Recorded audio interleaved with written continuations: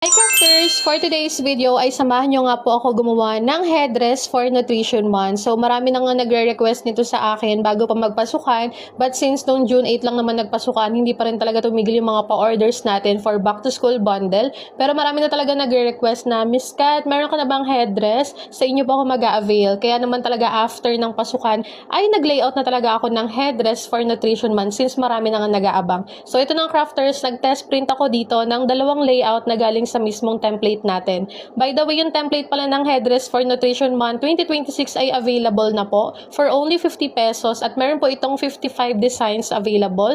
Pwede po ito sa Canva Free and Canva Pro. So ito mga crafters, sinaflex ko nga sa inyo kung gaano kaganda yung design and yung layout natin. Sobrang tingkad talaga ng kulay crafters kapag naka high quality yung ating design. So ito nga, nagdagdag pa ako dyan. So merong okra and then meron din siyang talong. So dito crafters, manual cutting lang natin yung headdress since wala pa tayong cutting machine. So next time na lang tayo bibili niyan since ang focus talaga natin ngayon ay yung mga templates. So dito crafters, gumamit lang ako ng cutter dyan and yung metal ruler sa pagkakat. And kung doon naman sa part ng mga design crafters, ima-manual cutting naman natin yan gamit yung gunting. So wag kayong mag-alala crafters, sa isang A4 naman, isang design na rin talaga yun. So parang ready to print na rin talaga siya. So ganito yung ginawa namin dito sa ating okra. So meron naman siyang lining kaya meron kayong susundan na guide. So crafters, ayan, kung makikita nyo, sobrang ganda talaga ng quality ng printout. By the way, yung printer po pala namin ay Epson L3210 and dito sa video na to, natapos na natin siya i-manual cutting gamit yung ating cutter,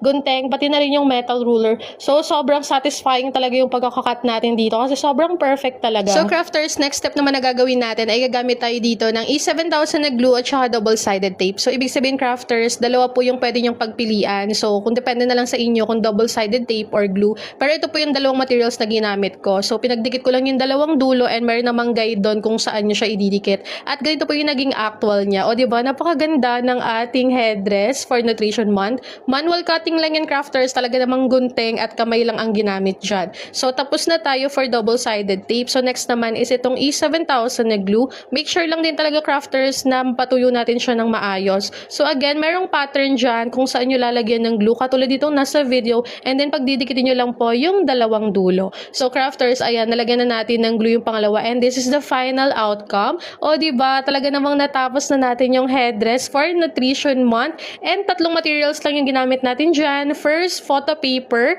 next, glue at saka yung double-sided tape. Pero yung dalawang pandikit na yung crafters, kung gusto nyo lang naman, pumili lang kayo ng isa doon or pwede rin namang parehas po ninyo gamitin. So crafters, that's all for today's video. I hope na nag-enjoy kayo at meron kayo natutunan sa ating quick tutorial video para sa ating headdress for Nutrition Month. So